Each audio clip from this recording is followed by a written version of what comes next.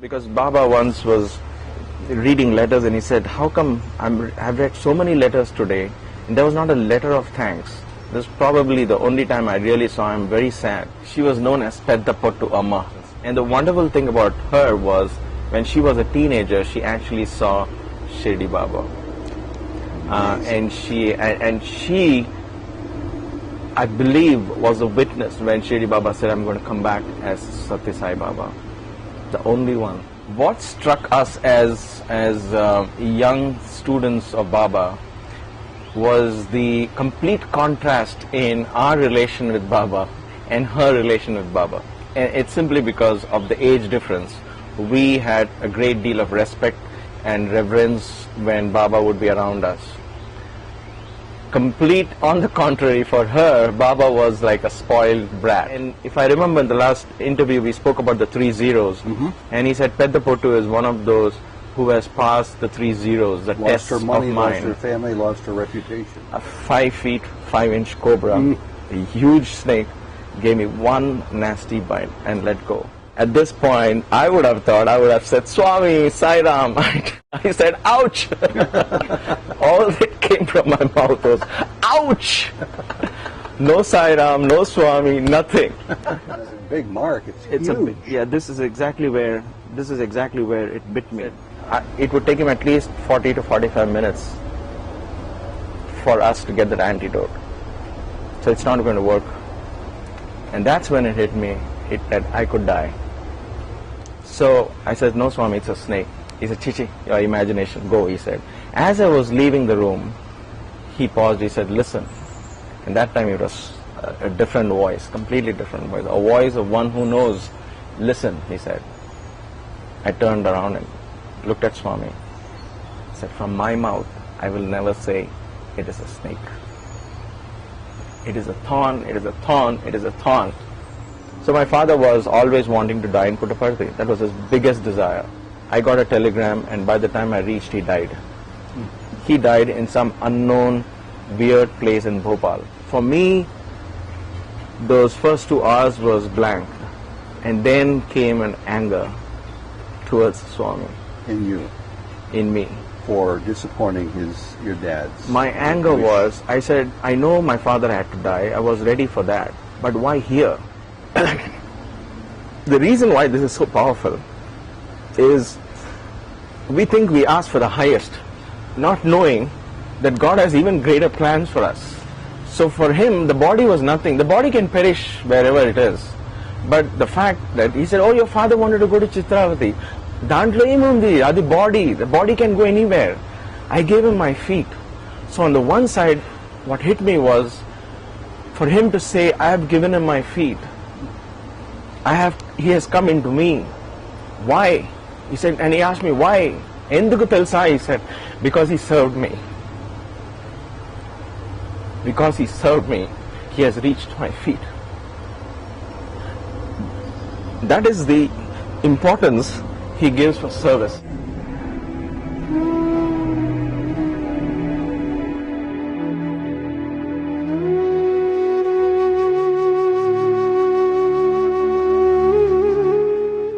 Service, seva, serving others.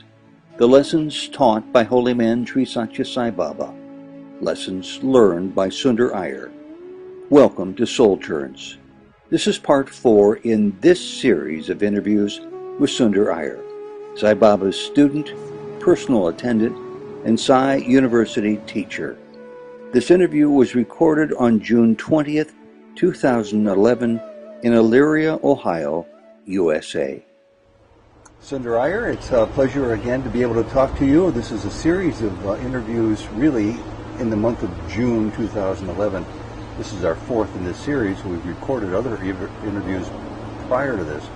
About your close proximity to Bhagavan Sri Sathya Sai Baba. Why? Because you lived in the ashram, around the ashram for 15 and a half years. Why? Because you went to undergraduate school to get a degree. Baba pushed you into graduate school where you got a master's. Baba shoved you into a PhD program where you got your PhD degree. And then I'm sure he helped guide you towards teaching on the staff there for a while at the university. So now that people who may have picked this one first instead of coming the other way around are up to speed, let's just begin with a curiosity of mine, and that is, those who know about Sri Sathya Sai Baba may know a lot or little about his predecessor, Shirdi Sai Baba, and you actually knew of a woman personally, Peta Botu, who was there as a devotee of both at one time. She was alive during the lifespan of Shirdi Sai Baba and lived also at Prashanti Nilayam. Tell us about that. She was known as Pedda Pottu Amma. Pedda Pottu means the one with a big dot on the forehead. Pottu is the dot, and Pedda means big. So she was popularly known as Pedda Pottu Amma. I don't know what her real name would have been, but she has this huge, the Hindu ladies put a dot on their forehead, which is usually the size of the forefinger. It's tiny, and it gets tinier now with the modern day. But she had one real big, it was almost like 1.5 inch across, and literally filling her forehead. And Swami would, I guess the name came because Swami started calling her Pedda Pottu. And that's how that Pedda Pottu Amma stuck. What struck us as young students of Baba was the complete contrast in our relation with Baba and her relation with Baba. And it's simply because of the age difference. We had a great deal of respect and reverence when Baba would be around us.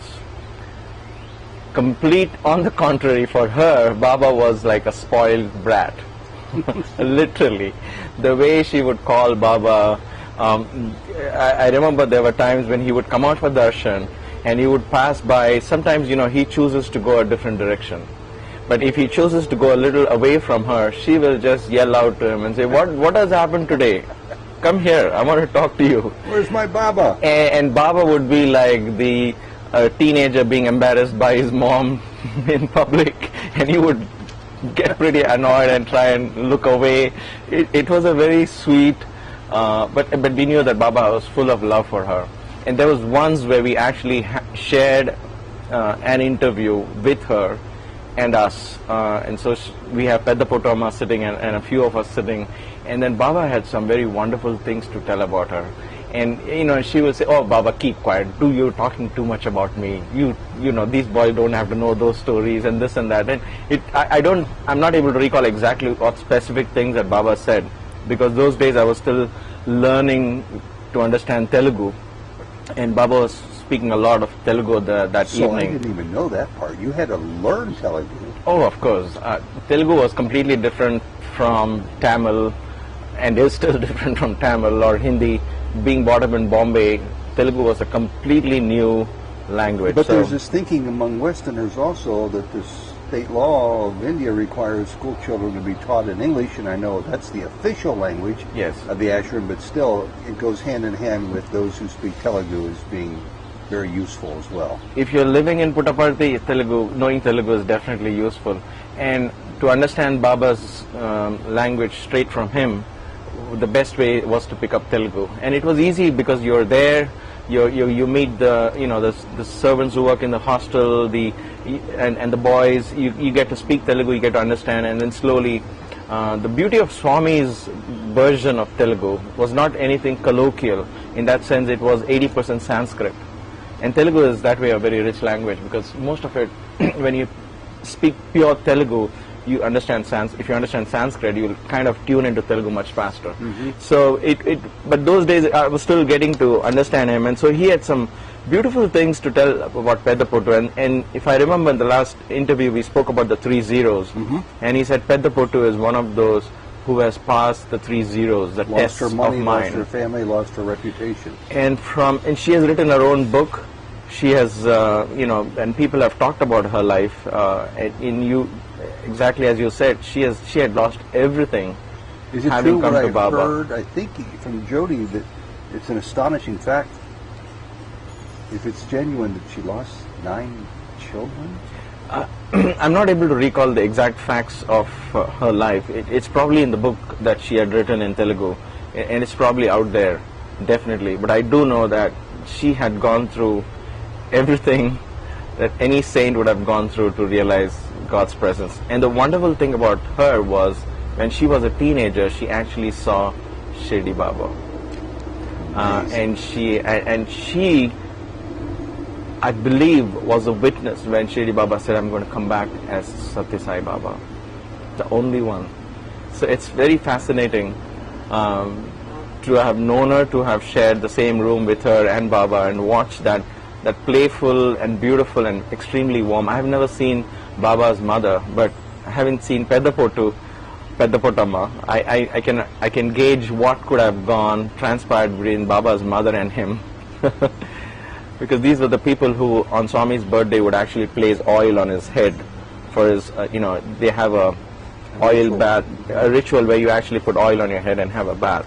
So these are the elderly devotees who would actually go and place oil on Swami's head. You started sharing some experiences about your shared interview. Do you recall anything from that one interview you had with her and with Baba? And the reason why I'm able to recall only the 3 zeros and nothing else is because the 3 zeros was one thing that left us all in awe and in complete shock and disbelief that, oh my God, we are literally sitting at the feet of somebody who is not out there to just make your life easy and comfortable, but rather to pull you out of your limitations and set you free.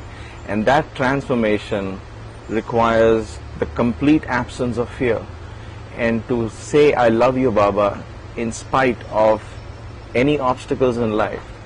And the reason why I'm bringing up is because Baba once was reading letters and he said, how come I've read so many letters today and there was not a letter of thanks? This is probably the only time I really saw him very sad. And he said, everybody wants something or the other.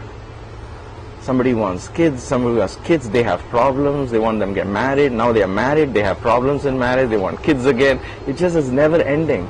Why didn't I even get a letter of gratitude and of thanks?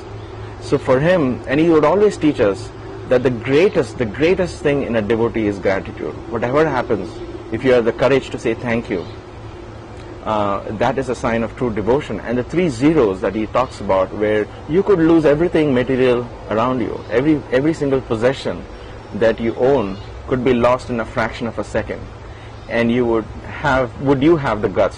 So the question arises, would you have the guts or the courage to say, thank you, Swami, thank you, Lord, and I need your love. Forgive me for my impertinence, and you don't have to answer this question. How severely have you been tested with these 3 zeros that we all have to see hanging over our heads? I think it's a very personal journey, and if I say I did, there was nothing for you to take home from what I go through. But and these tests don't come in, okay, one test is over, it doesn't mean that it's not going to come again, The same test. It's the same test. It could come again and again and again. Scarier. Right. I mean, Maya and I have been in situations where we have lost all our monies in a matter of weeks, and I think I shared with you on some other ground on a personal note. But there was every time a temptation to ask, why, Swami, why? And at those moments you think of the 3 zeros and all you say is, thank you, Swami. Thank you for this wonderful experience. There's something to learn. And you look for, and when the moment I say thank you, a sense of tremendous peace floods me, and that gives me courage to take the next step, and the next and the next step and the next step. So it's one step at a time, and at each step, if we learn to say thanks, we learn to look for the open doors. I always believe if there are 9 or 10 doors, and if they all shut on you, there's always one which can be opened. So we have to look for the open door rather than complain about the 8 doors that are closed on us. I really think I could rightfully be criticized for my impertinence, but on the other hand, I'm really glad I had the courage to ask this question, because your answer is so very helpful. It's so easy to look at a person such as yourself who's been so profusely blessed, and to know that you too have to pay a price to test your own faith, your own ongoing sustaining faith. Yeah, from Swami's perspective, from Baba's perspective, for one whose consciousness is one with the whole universe, distance and who's close and who's far doesn't make sense. For you and me, it makes a lot of sense. Oh, you have been close to Baba, I haven't been close to Baba. But for him, it makes no difference. So spiritual journeys, there are no VIP slots and there are no front row seats, and you could have 1,008 interviews with Baba. You could be on the same boat with somebody who has never seen him, as when it comes to the spiritual journey. But that is becoming one with everything. That is becoming God. You and I are just aspects of the same divinity. Jody wants you to review the other two zeros, which I think are losing family members and reputation. The one is you lose your material possessions. Mm-hmm. The second one is, what if you lose all your kith and kin, all your attachments, all the ones whom you claim you love or who loves you? What if you're all alone in the world? And the last one is the most sensitive one, your own reputation. What if people spit on you and you're cursed and you're abused and you're thrown out into the gutter? So now you have nobody to look at, no next meal which is guaranteed for you, and nobody to feed you because you're not a saint or a sage anymore. You're out there. It's scary. But then, do we have and it may not, you may not even come to pass it at all. That's the beauty of it. You don't know. We don't know what is our innermost fear, what is our innermost weakness, because as a master would make sure that you're weak, he helps you to get over your weakness, and it's so inside us. He doesn't know, we don't know what it is, but he will know what it is. For somebody it's reputation, for somebody else it is, I don't care about reputation, but I just want all my money safe. So hey, all right, let's prick him at the softest spot, because that is what awakens you. We never like to be awakened when we are sleeping, however soothing the alarm is. There will be always, oh my gosh, it's going off. Even if we are at 8 hours of sleep, 9 hours of sleep, we still don't want that alarm. So we get so accustomed to being where we are. That point of awakening will always be painful. And how that awakening comes and what kind of alarm He's got in store for each one of us, you never know. We never know. This is so important to consider over and over again. And doubly so, since, as you pointed out, the 3 zeros could be multiplied by 3, and you could have 12 zeros, I suspect, if you had to really learn the lessons over and over again. I think I think the fear of test or the fear of loss is the greatest fear of all. And the day we completely surrender is the day we say, all right, I have nothing to hold back. And that sets you free. That sets you free. Yeah, you'd have no encumbrances, no attachments, no desires, except God. Except God. You shared a story about fear in the curtain, and I'm intrigued by it still, and like to have you put some more light on that. Yeah, I'm glad you asked that, because that flows into exactly what we're talking about, because we feel, hey, I'm ready to give up my possessions, I'm ready to do these zeros. We think we are. And I can speak for myself, though I can't speak for people who listen to this video, and I feel humbled. But I just want to share this humorous anecdote with Swami. We were sitting a week or two before the Dasara, the 9-day festival in Puttaparthi. And in those 9 days, Swami would pick up each student to speak something or the other. And this is back in the early every 80s, evening, maybe? Back in the 80s. Oh, the Dasara, the 10-day festival, continues even till last year. So that's a famous festival in India, where the triumph of good over evil. It's a 10 days where Rama fought with the demons, and the 11th day he won. He claimed victory. So anyway, those 10 days, each of those 10 days, Baba would pick each 1 or 2 students to speak. So a couple of weeks before, he has all these potential speakers around him to find out, okay, what are you all going to speak, and be prepared, you got to speak well, and things like that. It was on that occasion, he said, oh, you have to listen to this experience. So he goes out and brings an elderly woman into the interview room and tells her, now tell your story, tell your experience to these boys. And she tells about her experience in Bangalore, where she wants to have a vision of Baba in her home. Why? Because her neighbor, who was also a Baba devotee, had all these vibhuti materializing and visions and miracles taking place in her house. So she was jealous. This is how she said, I was jealous. Why would Baba go to their house and not to my house? And so she wanted that to happen in her house. So she became so adamant that one day she said, I'm not getting out of my puja room. I'm going to be sitting here and chanting your name till that thing happens. I get some vibhuti on the picture, or I get your darshan. I'm not going to move out. Now I must warn you, don't do this at home. Don't try this at home, as you get a disclaimer out there. Because Baba was just laughing away and just talking how hysteria, and he was laughing at the story.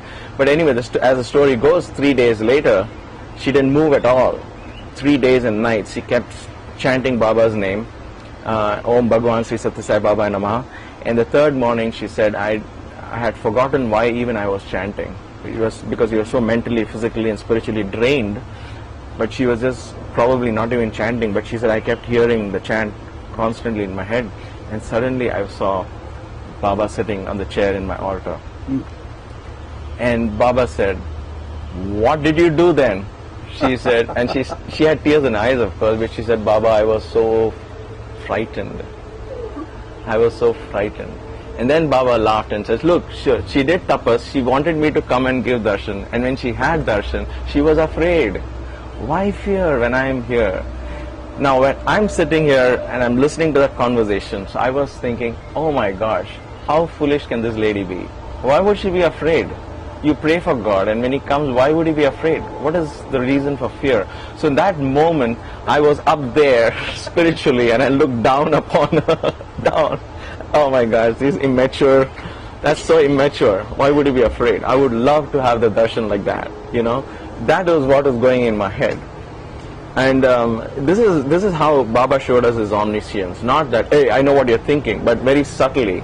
And this is exactly what happened. So 2 weeks later, the 9th day of the Dashara, I was supposed to speak on the stage.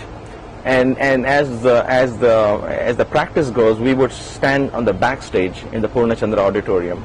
And this is an auditorium with huge curtains, you know, huge ones. They needed those motors to move them. And so when they overlap, there'll be almost 10 or 15 feet of overlap of these curtains. You can right? get lost in there. I'm sorry? You could get lost You in could there. get lost in, yeah, exactly. They were huge. And it so happened the practice in those days where we would wait in the backstage of Purnachandra auditorium, and Swami would come to the backstage, and then he would speak a couple of words to this, you know, to us, just bless us or say, don't worry, I'm there, because we would be nervous. You know, we are young kids standing there, and there'll be 30, 40, 50,000 people, and there's a mic and no podium in front, because he didn't believe in any prepared notes. He would say, speak from your heart. So you're going to stand there, you feel completely exposed. That would be tough. That was good training for us though, but it was tough, and it was extempore, and you still have to be careful as to not speak too much, or what do you speak, how do you speak it. You don't say anything inappropriate, you know, because Baba trains you, because there are ladies, gents, so you don't use any slangs and things like that. Anyway, so he comes and gives you a couple of words of comfort usually, and then because of the curtains being overlapped, the sevadals or the volunteers usually would stand and keep them apart. So when Baba walks in between and goes out to give this magnificent darshan, because thousands of people are waiting on the other side of the curtain, his hair wouldn't get ruffled. So they would hold the curtain apart, and he would just walk like a king and go out. But that day, Baba, now all this is happening very fast. He's coming, he's seeing me, he said, don't worry, I touched his feet, and you know, and he comes to the curtain for them to part. But that day he told the volunteer, no, it's okay, leave it. So he told me, come, and he held my hand and walked and pushed the curtain aside and walked into it. So I'm nervous about my talk. All right. And now he's holding my hand and he's dragging me, and he says, come, come, come. And he dragged me and walked into this curtain. So now it's in between the curtains. So we are walking in about 5 feet in, this closed and this is not at open, it's pitch dark. So as 5 feet into the curtain, he stopped for a second and he said, are you afraid? I said, yes, Swami, I'm afraid. And very playfully he opened the other side, of course, by this time we were out there, and very playfully he said, why are you afraid? Why fear when I'm here? And when he said that, then it hit me, oh my God, this is exactly the thing he told this lady 2 weeks ago. And I felt like kicking myself. and that was very humbling, and every time, even now, 20, 25 years later, when I'm tempted to say, God, why aren't you answering my prayer, or I'm ready for you, I know in my heart probably I am not. Because we think we are ready, but when the time comes, it doesn't come announced, it comes unannounced. His call comes unannounced, and we always find ourselves lacking for that. So for me, it was a beautiful experience of his omniscience on the one side, but at the same time, his proving to me that you're not ready. Yeah. You're as afraid as anyone else is. So it's a growing process, and boy, when he is your tutor and holds you by the hand and says, "Are you afraid?" You start to get the message pretty deeply. I want to ask you something about you very ever so casually, Sunder, have said in this and previous interviews that when you were called upon to give a talk in the Divine Presence, and you point out that they're extemporaneous and let Baba speak through you, and you were a young boy, that must have scared the daylights out of many, many young students who are invited to speak. Share a little bit about some of the topics you talked on, some of the experiences you gained from that, and maybe the frequency. How often would he call upon you to speak? the frequency, of course, depends on how well you spoke and how good the feedback was, and this Baba would pick you up again to speak. But if the feedback was not good, he would say, okay, poor boy, you are a little nervous, practice in the hostel and come. Now, being in the university, we had a lot of occasions in the hostel and in the college to address boys, to MC small events, you know how college and hostel life is usually. So people who aspired to be behind a mic would, you know, prove themselves good. And then when Swami visited the hostel, there would be one or two boys would, you know, the warden would say, all right, you know, let's give him a chance. I think he does a very good job of speaking. So then you get to speak, and Swami listens, oh, he spoke very well. Let's put him up on the big stage. And so that's how you progress from one to the other. In festivals like these, we were lucky because we had advance notice. We had notice of a week or so. But I do remember when he was walking in Bombay, where there were millions of people, and he was just walking with darshan, and he passed me and he told me like this. And I followed him, not knowing what he wanted from me. He went to the stage and he said, speak before I speak. That was like 3 minutes notice. And I had to get up and speak suddenly to this large audience. This was before the, when he took us all for a play, the Shankaracharya play that we did. He was so happy that he took us around with him to Bombay and Bangalore. And this is what he would do. He said, Iyer, speak. And so for me, I would be nervous then, but for some reason when it comes to talking about Swami, my fear that the public seems to dissolve, and for me it seems like there's a mission to be fulfilled, and for me a greater sense of purpose comes into light. And I become one with so even when I speak at retreats, it's very emotionally heavy, spiritually draining, emotionally draining, but I enjoy it. I enjoy doing it because I know there we create an energy which is far beyond the listener and the speaker. The energy that's generated when you speak about God, when you think about God. Even now, if it's one person millions of miles away watching a video, which I do when I watch your interviews on Soldier, but the energy that's generated because the topic and the thought has it's across space and time at that moment. So that's very powerful. It accesses the passion, in my opinion, that's down, concealed within our inner vaults in all of us all the time, but seldom has the opportunity to come out. So what you're talking about is a person's heart being ignited about a subject that's near and dear to them, and they're only too happy to share it with you. Right. And I've always wanted to be a teacher. Yeah. And I've always wanted to be a teacher. So I guess it comes out like I prepare people how to, I don't know. Don't you think you are a teacher? I just love it. I love being a teacher because as a teacher, the challenge of a teacher is not just teaching, but constantly learning how to teach and constantly learning the subject itself. So I guess I'm a student and a teacher, and we all are, I guess, in some form or the other. Well, be a teacher talking about another experience that you had as a student involving the snake. That I laugh because that was when I was a teacher, actually. Oh, okay. So Baba is leading us now. He's giving us keywords in the previous talk, and so he's leading us here. But that was, I want to bring up this story simply to prove the point when I say, and I've said that earlier, that he believes in his word more than you and I believe. he believes his word is very important. He believes his touch is very important. He believes his look is very important. So he knows what he is talking, what he is doing, when he is doing. And this one experience can prove beyond a point to anybody out there. And it goes beyond the science of medicine, of healing, of anything that you can think of, because it's a fascinating story. And I'm so grateful it happened to me, because other than just the experience of it, it's taught me a lifetime of lesson of being humble. So here's how it started. Many years ago in Puttaparthi,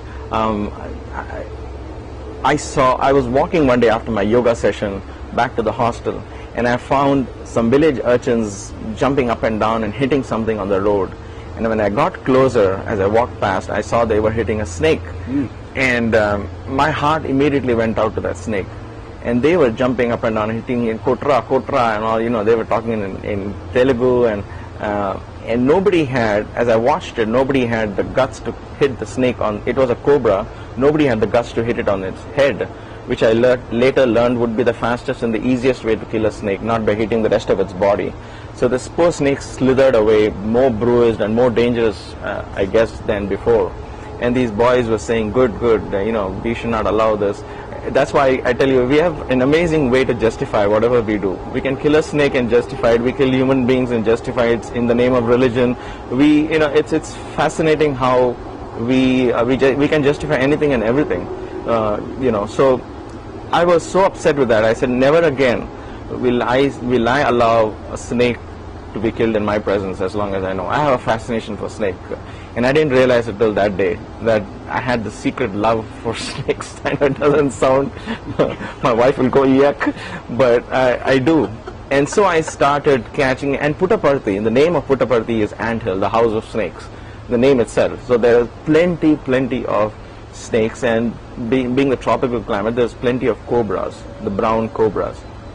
And so I ended up catching these little snakes. From little it became medium-sized snakes, then it became big snakes. They would sneak their way into the college campus, or somebody would spot them in the hostel, right behind, where the garbage was, the food was dumped. And so where the food is dumped as waste before they picked up, there are rats, and where there are rats, there'll be snakes. So it wasn't uncommon for us to bump into cobras here and there. And slowly, the word spread around that, hey, Sunder can catch a snake. Initially, I had told them, if you see a snake, let me know, because I don't want you to start killing it. I can catch it and then take it away and put it out somewhere. Now, I figured on my own how to catch a snake. There wasn't a Discovery Channel then. I would have perhaps avoided this accident of mine. But I just figured, you take a stick and press the head down and put your thumb on top of the head and slowly and carefully put your fingers under its mouth, and once his mouth is there, he just coils around you, but poor thing doesn't have any strength to do anything. He's more struggling for his life. And then I would take him back to the hills and then leave them out there. Now, as I said to you in the earlier interview, where the good deed starts with a good intention, then it becomes all about the deed and all about the intention is slowly forgotten. And so I slowly started enjoying the limelight that I was in when I was catching snakes. I mean, you become a popular teacher now, so you have all the students coming to you and saying, hey sir, come on sir, show us, next time you catch a snake, let us know. And I said, yeah, I will let you know. So one thing led to the other, and foolishly, I would actually catch a snake and then make the boys touch it and say, feel it. Now this is done in the zoo after a heavy training, so that you don't have accidents. Now this is me just desiring to be adventurous and sharing that adventure with boys and say, hey, don't be scared, touch the snake, it's okay. And see this mouth, and this is how the poison is coming out of its teeth, and not realizing that that's a cobra I'm holding. I mean, I realized it, but I probably didn't understand the impact of what I was doing, potentially not putting myself in danger, but everybody around me. There were times that I would demonstrate, I would take the snake and put it around my neck and leave him. And I would say, look, the snake is not out there to kill you. He's going to find his own way first, because he's now on a survival mode. So I would leave him and then let go of my hands, and the snake would obviously slither down. He's not going to turn around and say, who is the one who, And so it became that I was a popular snake guy.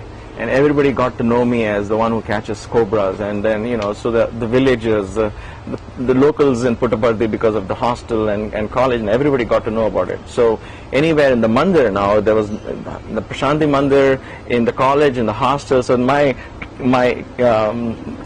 territory, my fame expanded. It became quite popular that I could catch snakes. Finally, I think there was this afternoon, I was sleeping, and this is the only time I can share with you something which is personal, but I think it has to fit in the whole story as it goes, and I'm just being very honest and upfront over here. I was sleeping, and in the midst of a vivid dream, and I'll come to that vivid dream later, which is actually a prologue to the story, but I'll come to it later. I was in the midst of a vivid dream, and I was woken up around 2:30 or so in the afternoon. I was taking a small siesta because I didn't have classes to teach, and I was taking a siesta in the hostel. Somebody woke me up and said, "Sundar, there's a snake in the college." And I woke up and I said, you know what, by the time I go there, there's going to be no snake. I mean, no snakes waiting, in a corner waiting, hey, Sundar is going to come and catch me. By the time people spot a snake and they call me and I go, invariably the snake wouldn't be there. So I asked this boy, are you sure he's there? Because by the time we go, I knew there was time. It was time for darshan. It was around 3 o'clock. And I said, by the time I go and the snake is not going to be there, it's just a waste of time, so I'm not coming. He said, no, the snake is there. It's by the small cages, by the bioscience laboratories. And he's been cornered. He's in the concrete floor. He's not moving. And there are people around, made a big circle. And there are some villagers with daggers and sticks waiting to kill it. So we have told them, wait, Sundar will come and you don't have to kill it. So I said, all right, I'll come. And since I got up from sleep, I wore my Hawaiian sandals, like the one you're wearing, where your toes are all completely exposed, like this famous Puttaparthi sandals. Flip-flops, thank you. Flip-flops. I wore the flip-flops, quickly wore my flip-flops and started walking towards the college. Normally I would wear shoes. I would always remember to wear sneakers. By then we were in sports meet and we had sneakers and things like that. But that afternoon, I don't know, I wasn't thinking correctly. I wore my flip-flops and started walking to the college. And I go there and I see the snake in the corner and all these people around them. It's, hey, Sundar's come. There's literally a cheering crowd waiting for me. People with cameras. I have the picture of me holding that snake. I have it here and I have a soft copy of it in case you want to put it out there. But I feel very ashamed though. Anyway, they took pictures of the snake, of me. Anyway, I went there. I looked for a stick. I put the head down, caught him, and this guy was huge. He was almost my height, 5 foot 5 inches. Huge snake, and I had to hold him like this instead of, usually the mouth I would hold like this, but the mouth is so big I had to actually hold him just like this. He was this thick throughout. Anyway, so I catch him and then tell the villagers and everybody to go away and then pose for some pictures. And that day was the first time when somebody took pictures. And so I posed for pictures, put the snakes, stretched the snake out and called one boy of equal height, and that boy stood and I said, oh my gosh, don't be scared, I'm just measuring the snake's height. I was in cloud 9, literally enjoying the glamour, and then all the good intentions were still there, but I think that was way out forgotten. And I walk up to the Hanuman statue was not built then. The Krishna statue was built. So the Hanuman statue was just the top of the hill. So I decided to go all the way up there and throw the snake out on the other side. Now as I walk up to the Krishna statue and go up to the Hanuman statue, and I was about to throw the snake, a bunch of students came running behind me. Normally I wouldn't allow them to come all the way up to the hills, because now you're in snake territory. You're not in the compound, in the concrete. They came up and said, oh sir, we missed this whole thing, come on, every time we miss it, every time you catch a snake we miss it, and please show us again how to catch a snake. We never know when we'll get a chance again. And I decided that day, all right, what the heck, let me show them how to catch a snake. So I looked around for the same stick which I press the head, and I didn't find any, and I said, oh, you know what, I'll just try a new thing. I'll just put my foot on top of the head and press him down.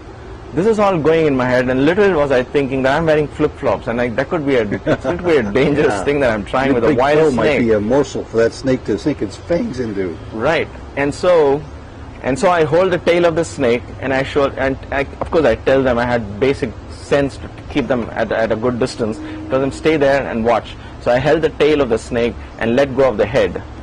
And so the snake cannot climb on its own body, but so the snake was going like this on the ground, and I held him far out like this. And his head was on the ground. I let it down a little bit so his head was on the ground. He was trying to escape, poor thing. He's fighting for his life. He was not out here to help me with this freak show that I was putting up. And so when I saw his head and his hood spread out like this on the ground, I thought it was a good time now to put my foot on top. I put my foot on top of his head, looked up at the boys and said, this is how you first hold his head. And that 10 seconds or 5 seconds or whatever it took for me to do that, I didn't realize that this was not a concrete floor underneath. Because when I put a stick on top of the snake could not go underneath because it was concrete floor. I've never caught a snake in the wild. So when I put my foot on top, I thought he stays pressed, but he's fighting for his life, and that's pure muscle. So he dug himself underneath the sandy ground, which was very easy for him. He dug himself underneath, and now my foot was right in his side. He gave one nasty bite. A 5 feet 5 inch cobra, a huge snake, gave me one nasty bite and let go. What was your immediate reaction? Now you would think, and that's why I said I'll be upfront and humble and honest here. You would think a person who practiced 10 years of yoga, completely into Swami's fold, meditating, at this point, I would have said, Swami, Sai Ram. I said, ouch! All that came from my mouth was, ouch! No Sai Ram, no Swami, nothing. That was the last thing probably in my mind. So that's again another thing, is how you think you're ready but you're not. Anyway, it didn't really matter, I guess. At that point, I felt a sharp twinge of bite. I knew it bit me. So I quickly flung him into the bushes, and I maintained a straight face, and I told the boys, oh, hey, it's okay, let's go back. 2 of my colleagues were with me. They saw this happening. They were much closer than the other boys. The other boys didn't know exactly what happened. So these colleagues, 2 of them, they said, Sundar, have you been bit? I said, yeah, I think I've been bit, but let's go to the hospital. Don't worry, it's okay. My initial thing was negation. I just wanted to negate the whole thing as if it didn't happen, because it was too much for me to think of what if it's true. So the immediate reaction was, oh, no, nothing, it's nothing big. I'll just go to the hospital and take a blade and slice it out and let the blood flow out, and I should be okay. And then as I started walking from where the Hanuman statue is now to the Krishna statue, which is probably a couple of 100 yards, by the time I started walking down, then the pain hit me. All of a sudden, it started hitting me, and then I thought my foot was on fire, because that's poison. I couldn't even take a step. The pain was unbearable. That's when I realized I cannot go to the hostel. I have to go to the hospital, which is again walking distance. I wasn't afraid of snakes because I've caught them so many times. The thought of death and other things didn't hit me yet. All that, the pain was so immense, I told the boys, okay, let's head to the hospital. Two of my colleagues were with me. So they said, all right. One of them was a science student. He said, Sundar, you're not supposed to walk. It's a snake, cobra has bit you. Let us carry you. I said, carry me? No way. Look at me, create a scene. I don't want to be carried. The great snake charmer cannot be carried. I said, I'll walk to the hospital. I did everything that was not the right one. I tied a tourniquet, you tied a tourniquet, but I tied it in the wrong place. And I tied it in the ankle out here, if you can. Yes. And the reason why I want to show it is because I did take the precaution as I thought. So I tied a tourniquet here, but apparently both sides are bones here. So when you tie a tourniquet here, it's not going to be helpful. You should tie a tourniquet here. But I tied it here. Okay. And this is the place where the snake bit me. It's a big mark. It still hurts me. And it's a big mark. It's huge. This is exactly where it bit me, and it became a mark. And I'll come to this in a bit. But so the tourniquet that I tied here was not helpful. Apparently, as the doctors told me later, he said, that's the wrong place you tied a tourniquet. Hey, like I said, there was no Google, there was no place. They wait for us to prepare for this. Anyway, so I walked to the hospital, and Dr. Alreja is waiting there to greet us. Now, as I'm walking to the hospital, though the pain was unbearable, I'm still talking to my colleagues, and I'm telling them, hey, listen, we go there, Dr. Alreja is going to be there. Now, I have been in Baba's room, and I know every evening Dr. Alreja meets Baba. So now it's hitting me like, oh my gosh, what have I done? What have I done? I mean, I could be sent home for this stupid act of trying to be a snake charmer. and putting myself in danger. What if Baba gets to know about this physically? I mean, pardon us, because we are so close to him, sometimes we treat it, what if Dr. Alreja gets to know what happened, and if he tells Baba this, I'm going to be out. Baba is going to get so angry of what I did. He could send me out of the ashram. And so I tell these boys, please let me do the talking. You guys don't talk. I'm going to stretch the truth as much as I can. And I'm going to tell Dr. Alreja that I was in the college, I was doing social service, and I got bit by a snake. Social service was one of the things where boys would go dig up roads and help villages do, out there working, cut grass for them and things like that. So I'll tell them I was in the college doing social service. And my definition of social service was helping the place get rid of snakes. And sure. So, well, it was loosely stretched, thin enough, maybe cover possibly a little bit. Justify, right? I justify that I'm still speaking the truth. But if I left it there, then if he goes to Swami, he can tell whatever he wants. I didn't want him to get into details of what exactly happened. So we walked there, and exactly as I expected, Dr. Alreja was there. He said, what happened? We said, snake bit us. He said, oh my God, lie down on the bed and stretcher. And then as he was wheeling me up, he said, what happened? How did it bite you? Because he knows me personally. He said, what, Sundar, how did it bite you? I said, in college I was doing social service and it bit me there. And we left it at that. He said, okay. He took my pulse and he didn't like what he saw. And so he went up and put me in a room and immediately ordered for the antidote. So I'm lying there. I looked at the clock. It was close to 4 o'clock or so. And then I'm waiting for the antidote to come. After 5 minutes, I noticed a little bit of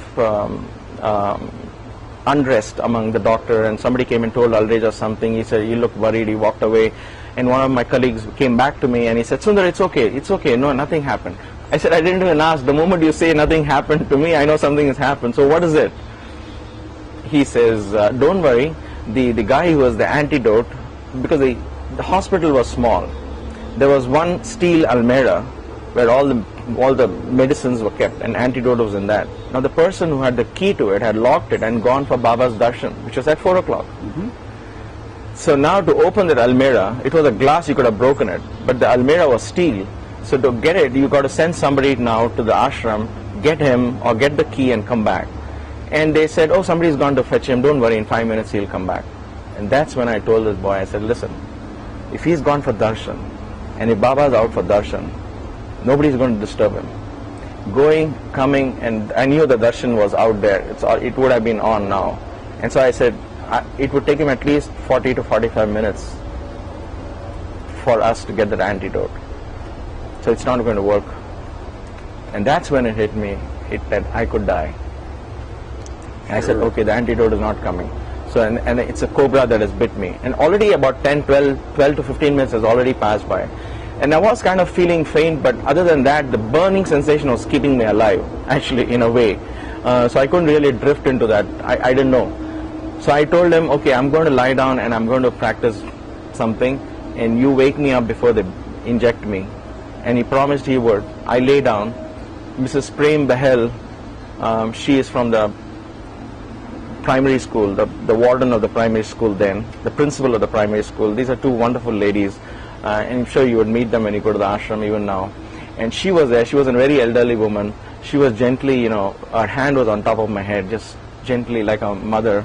My parents were in the ashram. They have no idea this is all going on. Anyway, she was there, and all I remember was I lay down and I closed my eyes, and I was preparing myself for the death.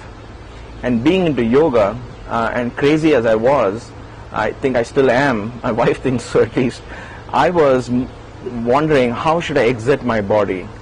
And I had read about Walter Cowan's story and other story about going through the dark tunnel and seeing the light at the other end. I said, am I going to do all that? Am I going to go through a dark tunnel? I was more excited about the concept that I have to die consciously. I have to allow and become one with the light. And I want to exit through the Sahasrara chakra. And that is my training for yoga. So I was lying down and preparing myself because I knew there was no possible way I could survive. So I lay down and started focusing on the light filling my body. But to be very honest, the pain was so real that I had a difficult time doing this. It's okay when you're lying after a nice yoga session and your mood is perfect, but it's a different thing when your foot is on fire literally with poison there, and you're trying to meditate and calm yourself down. As far as I remember, it was 5 minutes before somebody woke me up. All because I was conscious throughout. There were no dark tunnels and lights. I wish there was. I would have written $1 million, a New York bestseller book, but I couldn't, unfortunately. There wasn't any of those. There wasn't any supernatural experience at all, other than the fact that I was completely conscious of the pain, and I was waiting for this death to come. And somebody shook my shoulder. I opened my eyes, and he said, the antidote has arrived. I said, what, in 5 minutes? You got the antidote? He said, what do you mean 5 minutes? Look at the clock. I saw the clock. It was 5 minutes to 5 o'clock. It was almost 45 to 50 minutes later. And now I cannot explain even today what was that. For me, I was conscious. It wasn't like I slipped into some zone and I came back. I was conscious. I knew it was 5 minutes. But actually, it had already 45, 50 minutes had passed by. Anyway, I came. They gave me the antidote. They said they're going to keep me overnight for an observation. And I survived. And I survived there. I ended up staying, of course, for a couple of weeks more because of my foot injury. It became localized and things like that. Story is not over yet.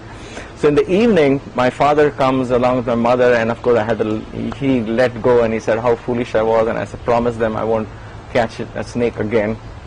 And Dr. Alreja walks in, and he says, oh, Sunder Iyer, you have been telling us all lies. I said, what do you mean lies? He said, Baba told very clearly that it is not a snake, it is a thorn. A thorn? So, it's a thorn.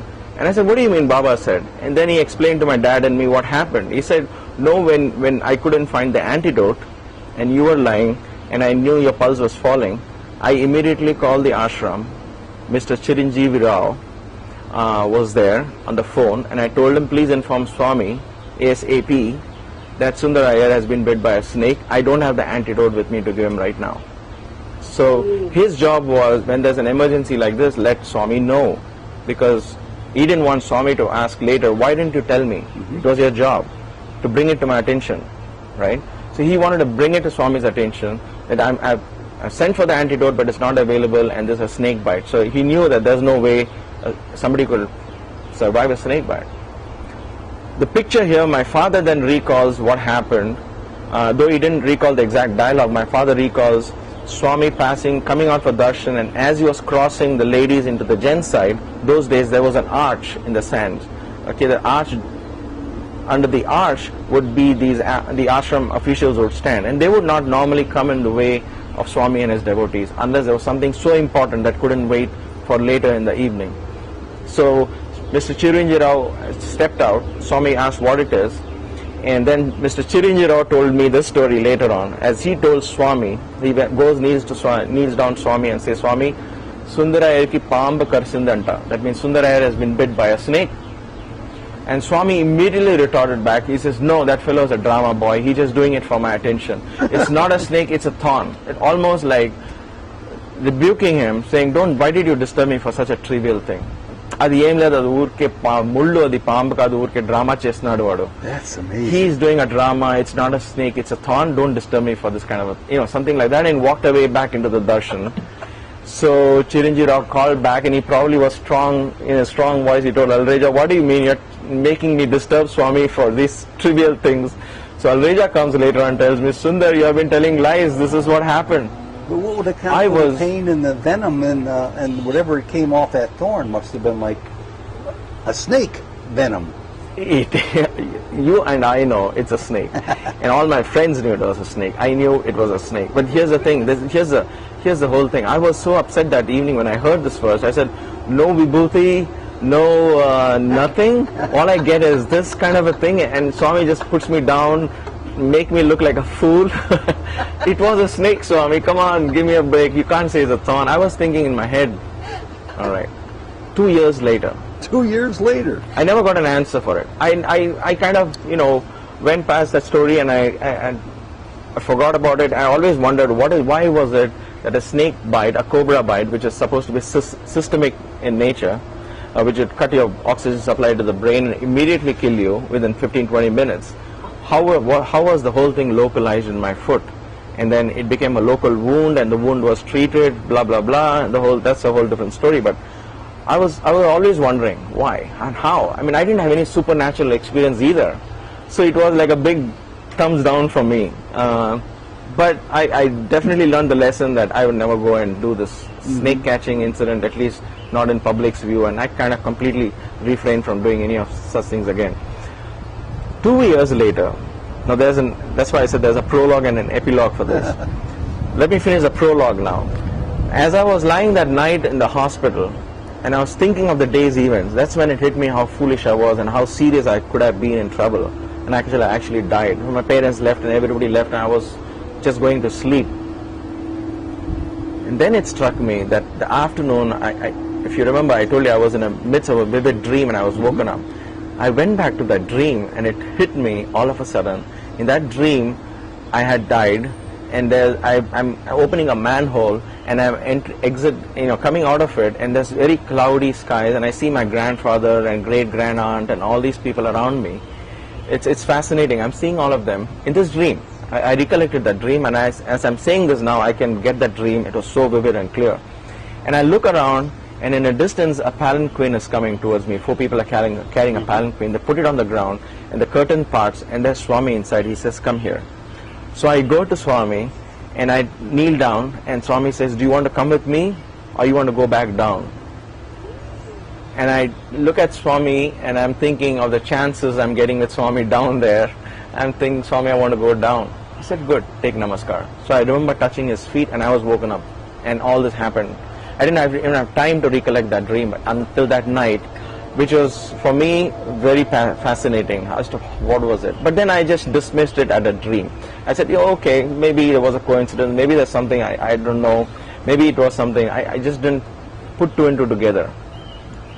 The epilogue came 2 years later. So I had forgotten about it. 2 years passed, and the more gymnastics took place, sports events and dramas went on, and more occasions to meet Swami, and other things took priorities, and this was a long forgotten story. 2 years later, Swami's 65th birthday, or I think it was around that time, I was sitting and we were discussing the drama and the play, and then Swami was talking to me, and I was making all the notes, and towards the end we all got up to touch Swami's feet and got away, and I got up too to touch his feet and leave the room, when he looked at my feet down and he said, "What is that mark on your foot?" Because by then it's a scar which is there even today. And he says, "What is that mark on your foot?" I froze. I said, "No, Swami, please don't make me say anything. I'm going to get into trouble now. I don't want to, you're standing in his presence. I couldn't obviously lie or even stretch the truth. I have to be blunt and honest about it. But I hate it to face the consequences of something which was done 2 years ago." I looked at him. He said, "What is it? Why is that such a big mark?" Very innocently. And I said, "Swami, snake bit me. Swami, paambu karisindi." "That is a snake bite? Is it a snake?" "It wasn't a snake, was it?" He looks. And I'm looking at Baba, and I'm telling him almost instantly, "No, Swami, it was a snake." Now, I want to pause for a second here, just because in Krishna and Arjuna's relationship, Baba would often tell this story, and it's a very common story from the scriptures. He would say, Krishna would look at a parrot and tell Arjuna, "Look at that crow." And Arjuna would say, "Oh, but that's a beautiful crow." And he would say, "Oh, it's not a crow, it's a parrot." Arjuna would say, "Oh yes, it is a parrot." And then, so Krishna said, "Don't you have something of your own? If I tell it's a parrot, you're saying yes. If I say it's a pigeon, you're saying yes." Arjuna told him, "If it's a parrot for you, it better be a parrot, because I would say yes, because you can change a crow into a parrot into a crow." I would say yes. Now I thought, I liked that story, but here I am, when he asked me, looking into my eyes, it wasn't a snake, it was a thorn, wasn't it? And I'm looking at it and, "No, Swami, it's a snake." Well, that part you hadn't said until right now. So he actually said that to you that... No, it'll come to that. Okay. What he said was, "It wasn't a snake, was it?" I said, "Swami, no, it was a snake." I wasn't an Arjuna then. Again, another humbling factor for me. I think of that today, and I said, maybe I should have just agreed with Swami. But my senses and everything, for me, we cling to our own reality. That's what I think. Tell the truth as you saw it. As I saw it, but that's not what we see here. Is not the truth. That's the whole beauty of it. Anyway, so I said, "No, Swami, it's a snake." He said, "Chichi, your imagination, go," he said. As I was leaving the room, he paused, he said, listen. And that time it was a different voice, completely different voice, a voice of one who knows. Listen, he said. I turned around and looked at Swami. He said, from my mouth, I will never say it is a snake. It is a thorn, it is a thorn, it is a thorn.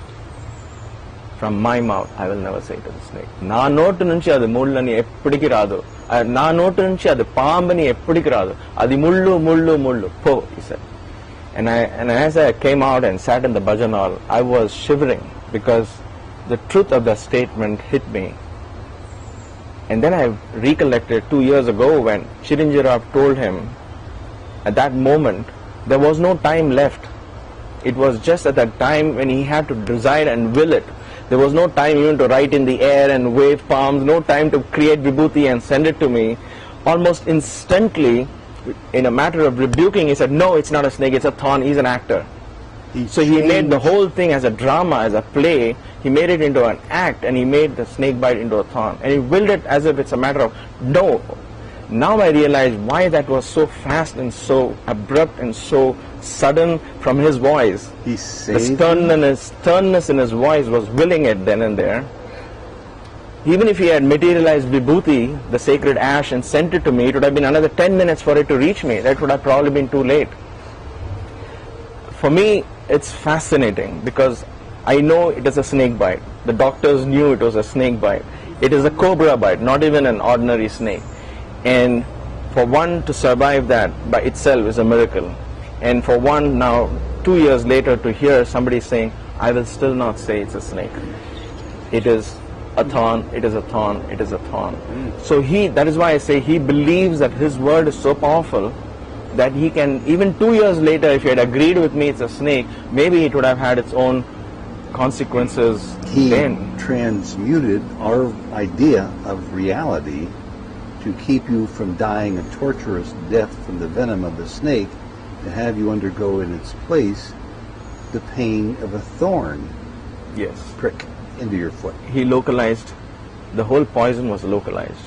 I had so many other doctors who came to me weeks later after that and started talking to me and asking me, how is it? Because they were trying to put two and two together. For them too, it was something they couldn't accept. Even though they were Baba devotees, they couldn't accept how was this possible. How could a cobra bite not have killed you? Especially after having, you caught the snake, you had the snake in your hand. And of course, many years later, I shared this. When I told you about Baba picking me up to speak in Bombay, this was a story I told. This is the one you said in Baba's presence? In Baba's presence in Bombay. And Baba Did you look listened to the around to whole. see how he might have reacted to that story? No, I didn't. By then I was, after Baba confirmed to me, saying it's a thorn, and the way he said it, the two things touched me most. One was, a mother would never say my son was near death experience. She would never say that. So that was one part of him saying, I will never say it's a snake bite. And the other part was his divinity saying, no, I will never say it. I've said it's a thorn, it's going to be a thorn. Wow. It will always be a thorn. Sunder, read my lips, it was a thorn. that's Exactly. pretty much what he was insisting. Exactly. In spite of your snapshot of reality, Yes. from your senses, from the pain, from what you knew to be the case. Yes. And that's so powerful, because when he says something, it happens. That's why when he said there would be a hospital, there was a hospital. When he said this would be a university, there was a university. There's nothing stopping him. He would will it. And that is what awakens me from the depths of sleep once in a while as to where does that power? Who is this person? Who is this being walking amongst us? Sunder, the final story for this installment has to do with something that near and dear to your heart, and also I'm sure quite sad, the loss of your father. Yes. The reason I share that story is again to prove Swami's omniscience, and this is where I saw the cosmic part of Sai, the almighty, powerful master walking the earth, somebody who would say, I am the divine. For somebody to come up with that, for me to be able to digest that fact, I think this one experience proved it beyond doubt. It's one thing to say I am divine, and the other thing is to actually prove to you. And yes, he had proved it innumerable times, but this was something very profound, and it has so many lessons. So let me get to it straight away, since we have very little time left on this segment. My father was, like I said, an extremely rigid disciplinarian, and for him, life was a very serious thing. I mean, he would take up seva very seriously, and he would, when Swami said, "You are in charge of the Central Trust accounts," he said, "Okay, I am," and he thought the whole trust was resting on his shoulders, and that's it. For him, that was the whole world. He wouldn't even come for darshan, because it was his office time. And so he would be out there, and every time Swami had to speak to him on my father's birthday or bless him, he would tell me, "I'm going to talk to your father tomorrow, so ask him to come." Everybody wants interviews with Swami. They ask Swami, "I have to ask your father for an interview." He would, playfully chide me. But my father was, for me, darshan is not important. He has given me a task. I will do that. And before you proceed, a word or two about how he received such an awesome responsibility.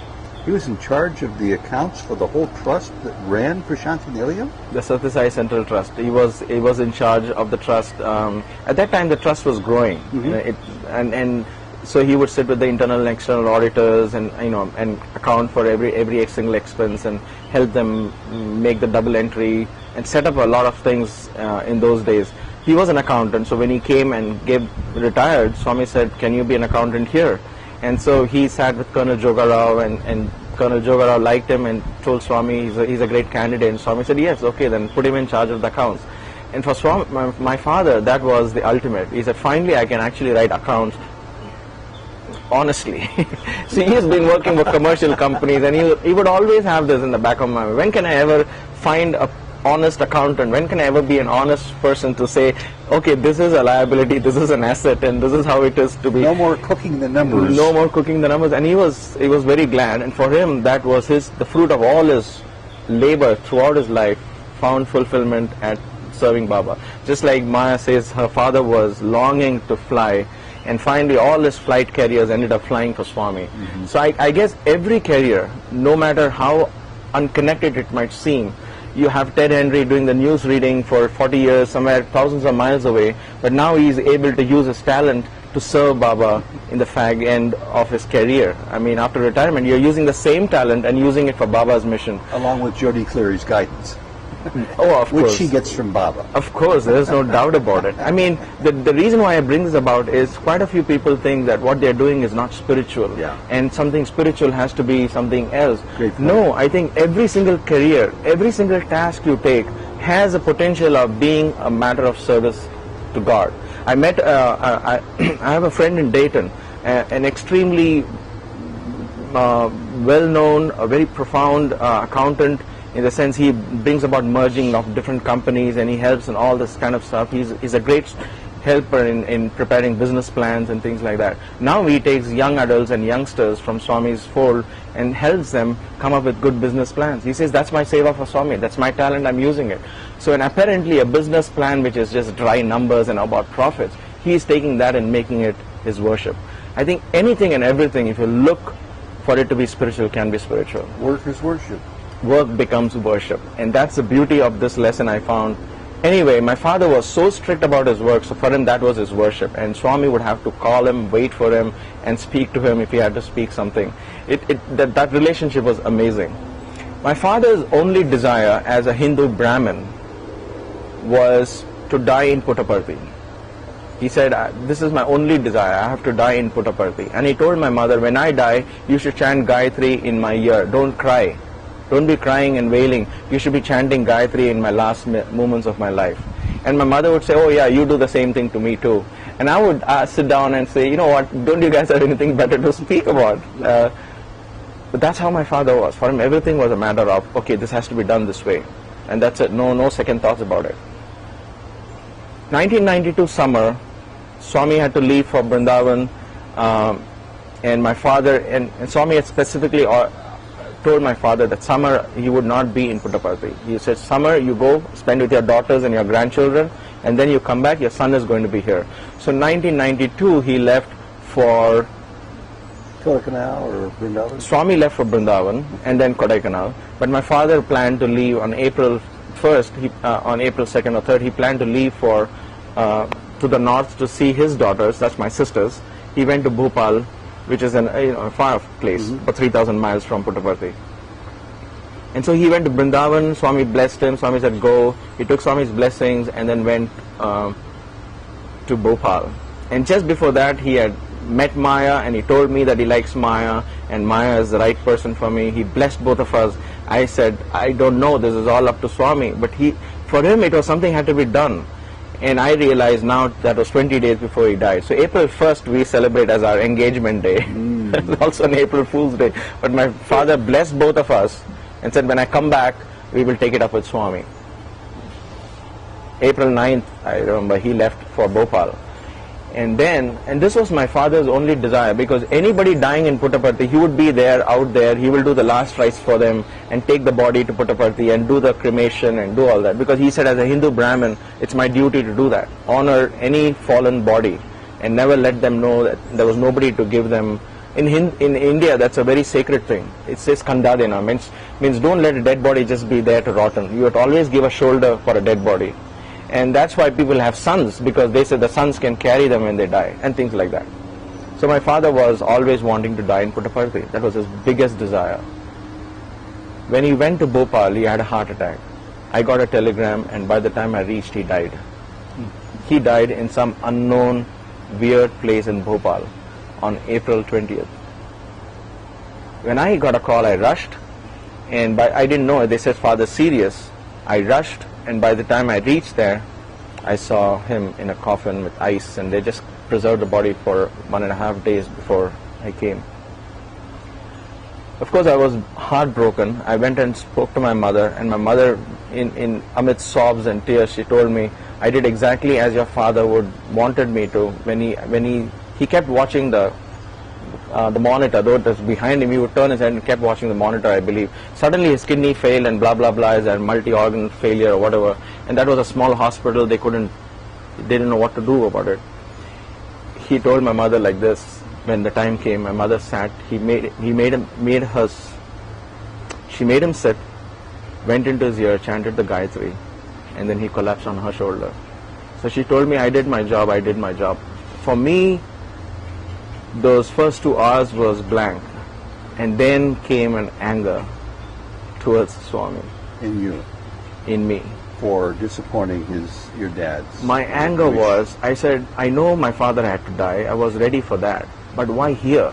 You're talking about the 3 zeros, right? This was partly one of those zeros where I said, why here? This was a person who served you day and night. This was a person who thought about you day and night. And his 3 o'clock to 6 o'clock morning ritual never stopped even for a day, whether he slept at 1 in the night or 7 in the evening or 2 in the night. He would be up, get up, have his ritual bath and do the chanting, and it was so rigid, so rigid.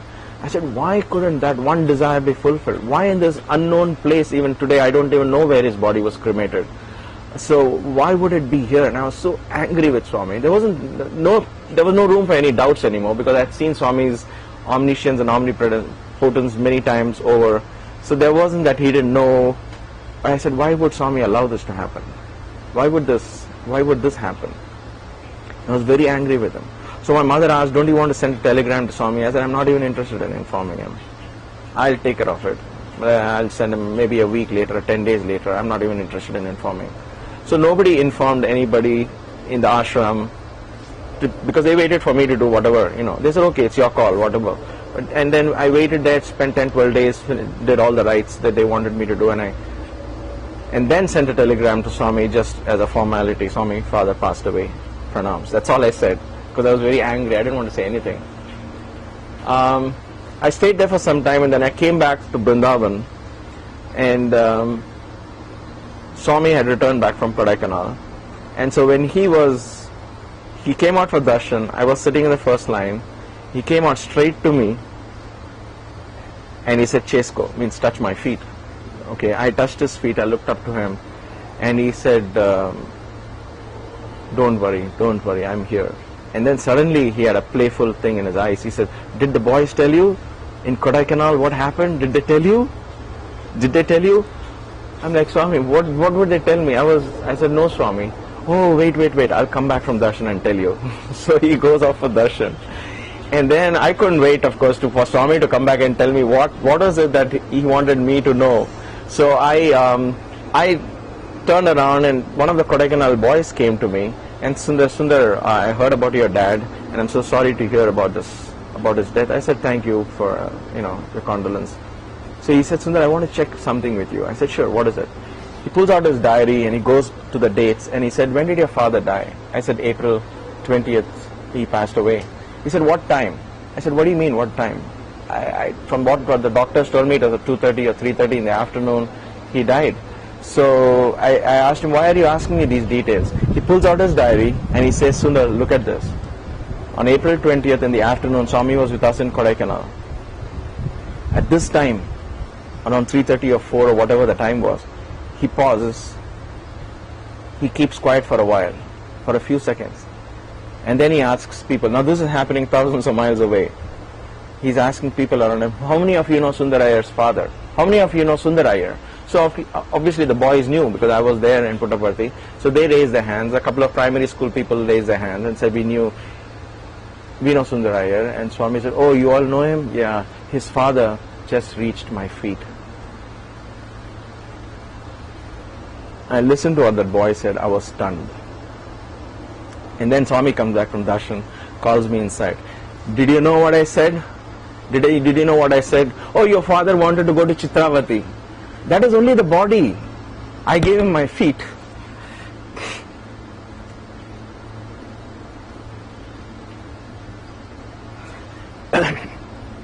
The reason why this is so powerful is we think we ask for the highest, not knowing that God has even greater plans for us. So for him, the body was nothing. The body can perish wherever it is.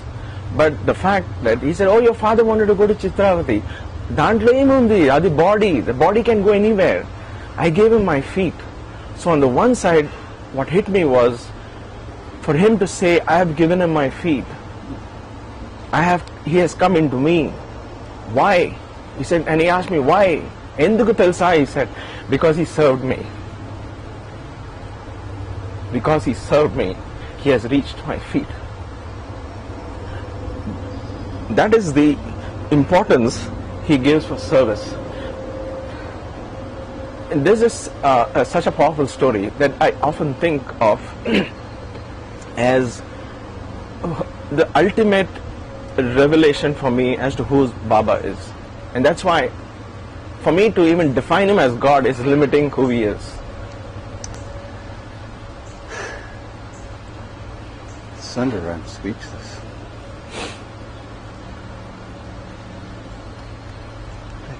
Thank you. Thank you. Thank you for sharing from beyond your heart. And Sairam. Sairam.